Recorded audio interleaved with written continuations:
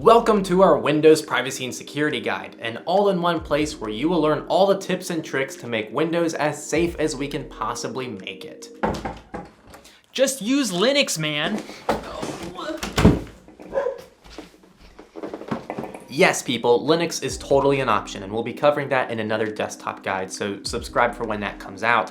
However, there are countless reasons someone may not want Linux. Maybe they need the Adobe suite or another program or game with poor Linux compatibility. Maybe their work requires Windows, or maybe you're not advanced enough to use Linux.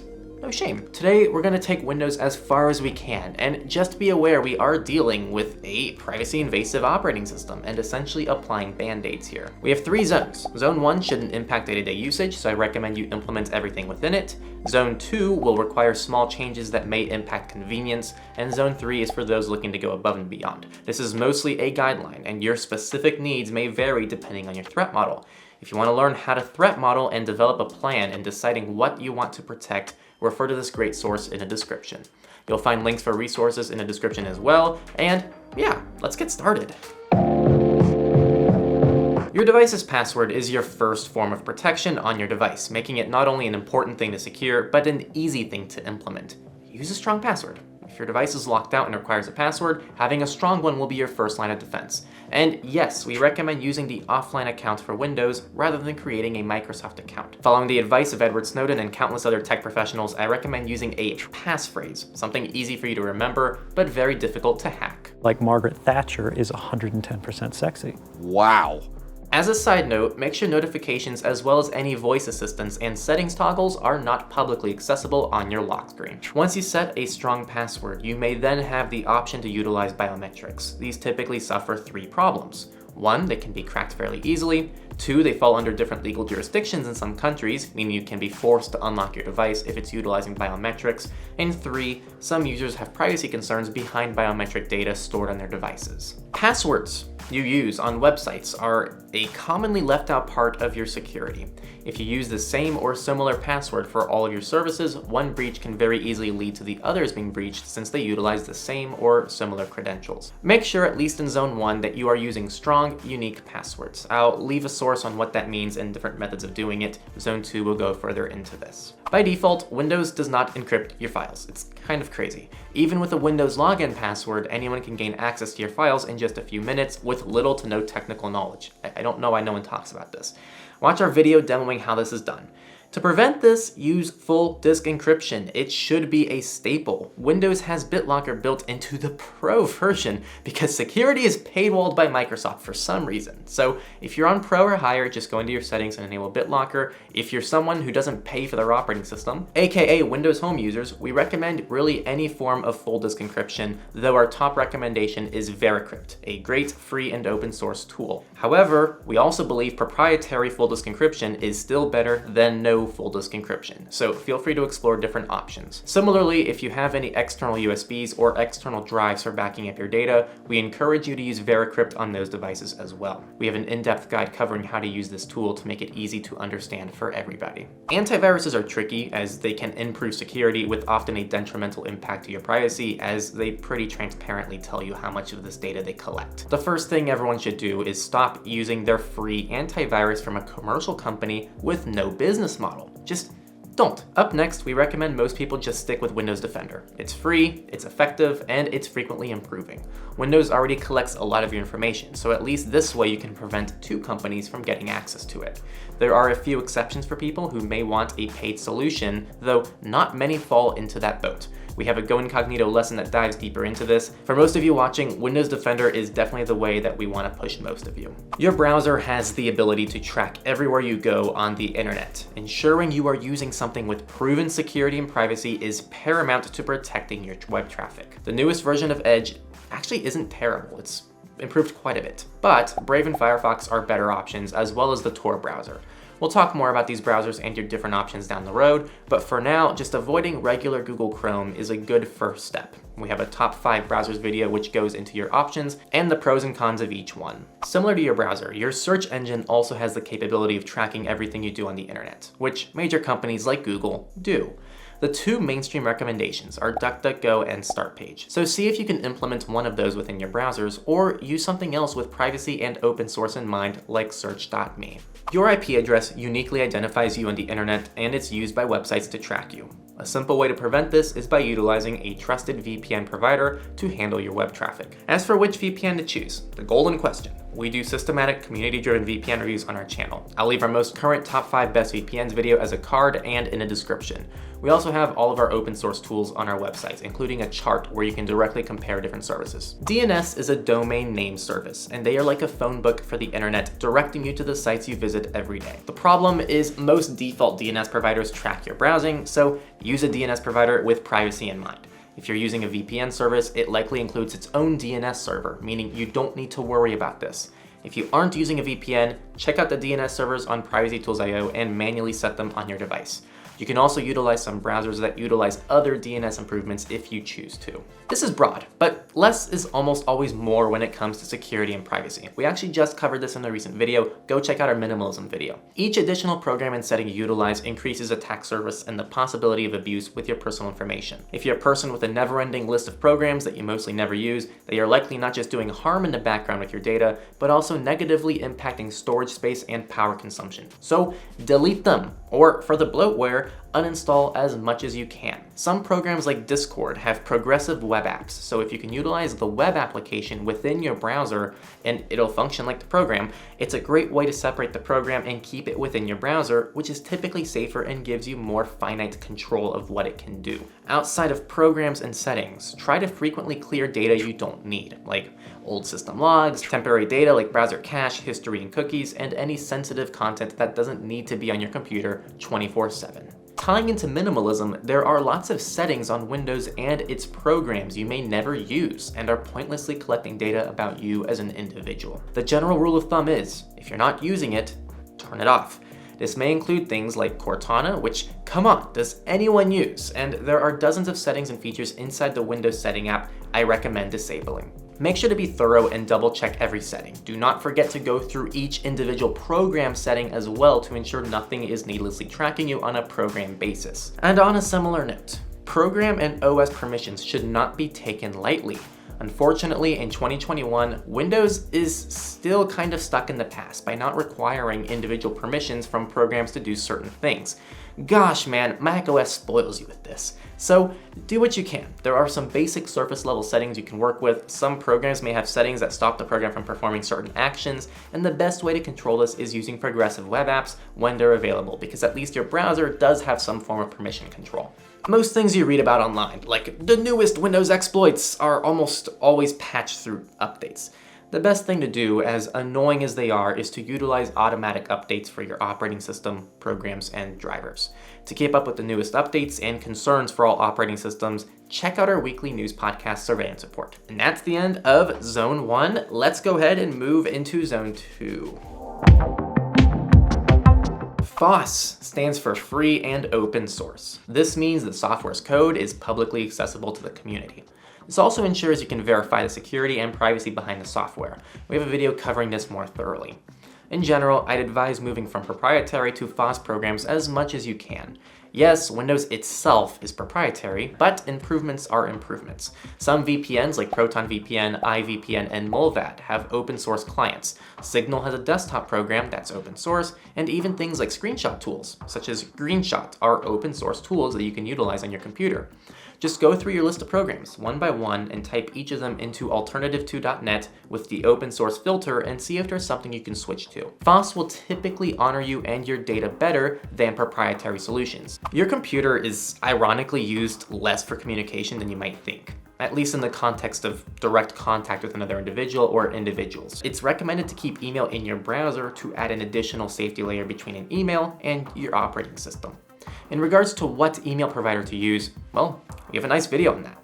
With direct messaging, first I recommend switching to something built from the ground up to protect you, like Signal or another messenger listed on our site's resource page. But if you are stuck using something like Facebook Messenger or WhatsApp, Enable end-to-end encryption where you can, and try to keep the program off of your computer, keeping them inside your browser instead. Thanks to the pandemic, video conferencing is the next big thing, and like direct messaging, the first goal is to move to things that naturally respect you. Jitsi, Calyx Meet, an instance of Jitsi, and Big Blue Button are all good alternatives to Zoom, Skype, and other options. And again, like direct messaging, if you are stuck on a not-so-great platform, the goal is to keep it inside your browser when possible and avoid using the program. We'll talk about virtual machines later in the video, and that will be another tool that you can use in regards to these. Avoiding Google is a great step for controlling your data, as Google is not a privacy-friendly company in 2021. Newsflash! For Zone 2, disable as much as possible related to Google in your My Activity page and ensure you're using 2FA and have properly secured your account. We have a guide going through this. Additionally, being less reliant on Google is equally important, so switching to Brave from Chrome gives you a less Googled life, and you don't need to go raw turkey to make improvements. Switching your default search engine, turning off everything in the My Activity page, and switching to Brave from Chrome is absolutely huge, and should take you less than 15 minutes to do with almost no effect on your day-to-day life. So just do at least the little things if you can. Outside using strong and unique passwords, which we covered in Zone 1, where and how they're stored can be incredibly important as well. Password managers are a commonly recommended way to go. We have covered what these are and how to use them in the lesson of Go Incognito, so check out that for a long answer. In short, avoid storing your passwords within your browser. If you want simple cloud syncing between your devices, check out Bitwarden. If you want a more DIY password manager, there's KeePass. We have a whole guide on KeePass on our channel for those who want to learn about it, and we also have a comparison video between these two fantastic open source password managers. Beyond your password, implementing two-factor authentication is arguably just as important. 2FA combines something you know, a password, with something you have, ideally a code generated locally on your device. At the very least, SMS 2FA, which are those texts you receive with a code, is better than nothing. But there are a couple issues with SMS 2FA, like the risk of SIM swapping. The better and more recommended option is a local authenticator app on your phone that uses a QR code. Not every site supports this, but many do, so look for it and use it instead of SMS when available. If you want FOSS recommendations, Android has AndOTP and Aegis, and for iOS there's Authenticator and Tofu. Part 2 of browsers is to take things to the next level. I'd recommend sticking to strictly open source browsers like Tor, Firefox, Brave, and Chromium, and properly hardening and configuring each browser for the absolute safety. We cover Firefox hardening in Go Incognito, and Brave mostly requires just basic settings toggles, as it does much of the work for you out of the box. And yes, you do have to get rid of all the crypto crap. Tor should not be messed with outside the basic safety sliders. And then we have radios, which apply to anything that gives off a signal on your computer. This means predominantly Wi-Fi, Bluetooth, and GPS. We'll cover the more extreme solutions in Zone 3, but for Zone 2, try disabling Bluetooth and location services when they're not being used. Bluetooth, for one, can be an insecure protocol, not to mention Bluetooth being an instrumental tool used to track your movements. This is a smaller concern on a computer, as it's not traveling around town like your phone, most likely, but it's still a good practice. The general rule of thumb for radios is if it doesn't need to be on, Turn it off. The last radio you should be aware of is Wi-Fi. Your device broadcasts a unique ID called a MAC address, which can be used to track you. We covered how this is done and how elaborate this can be in Go Incognito. In short, consider randomizing your MAC address, which I believe is now an option in Windows, or you can use a tool like Technidium. Now, Windows offers something very neat. Multiple user accounts. Well, most desktops do nowadays, but yeah, Windows has this. You can use these to compartmentalize or separate different aspects of your life. Maybe you have a business account, a school account, a dating account, and then your personal account. The goal here is to separate aspects of your life that don't need to be intermixed. Additionally, for those who want to go above and beyond, you can have an administrator account and a standard user account, and stick to only using that standard account for your daily usage as a security perk. This prevents any rogue applications, malware, or anything else from utilizing that administrative access to damage your system. And then we have some extra steps in regards to physical protection of your computer. Make sure your BIOS has a password. Consider locking your desktop or laptop to a desk or wall if this is an option. I'll leave some products below. And some motherboards have intrusion systems which detect if the computer is opened up. If you want to go above and beyond, there are projects like Coreboot, which may be able to replace your BIOS's firmware. Most people are aware of this one, but covering your cameras can prevent the theoretical camera hack where someone spies on you through your camera. Cover them up. If you never use your cameras and don't want to, just use tape. A nice thing with desktops is they normally don't have a webcam like laptops do, so you can instead rely on an external webcam with a great amount of peace of mind once it's unplugged. And the last step for Zone 2 is utilizing a privacy screen protector. These make it so it's very difficult to view your device's screen from side angles, protecting your personal information from snoops and shoulder attacks. The main downsides to these is they can affect the display quality a little bit, just an FYI, but most people probably won't notice unless they're working in a color-sensitive environment. This is it, everybody! Zone 3, and like I said earlier, this is for the extreme users looking for the utmost security and privacy on their devices. The next level of minimalism is removing the gunk that's built into the operating system itself. Even if you turn off all the settings and you've done everything else in this guide, Microsoft will still collect some data about your system. Some is probably an understatement. To mitigate this as much as possible, check out tools like Win10 Privacy and ShutUp10. While none of these tools are foolproof and guaranteed to stop all of this data collection, they do attempt to do so. Please proceed with caution as well, as some of the settings in these tools remove things that are very hard, if not impossible, to recover without reinstalling Windows. It's recommended to do a full system backup before experimenting with any of these tools. Up next is hardening, and this is pretty much where we're going to improve the security and privacy of Windows through several configuration changes.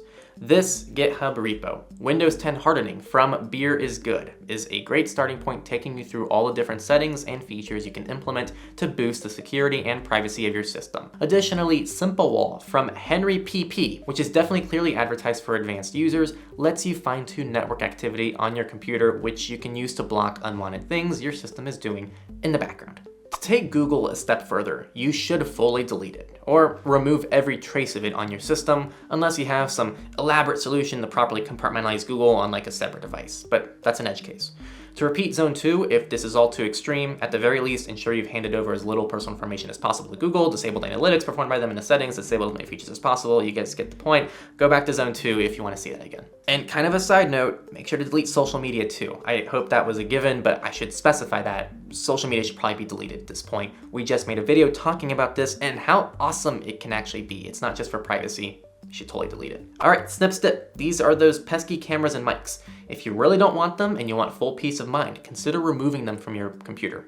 Depending on your laptop model, this can be extremely simple or it can be extremely hard.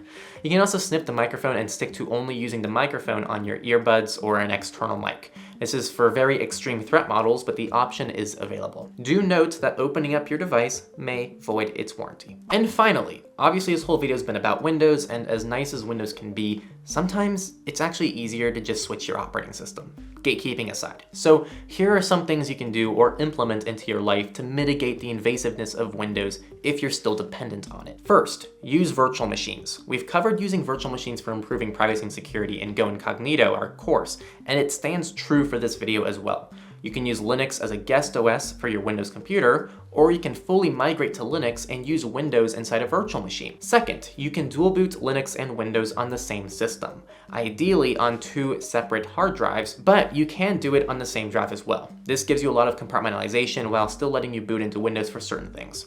Maybe Linux is used for everything except gaming, and that's the only data Microsoft gets about you. It's a pretty good solution to have. Third, there are live operating systems. These can be any generic Linux distro like the Ubuntu Live OS, or it can be something more hardcore like Tails.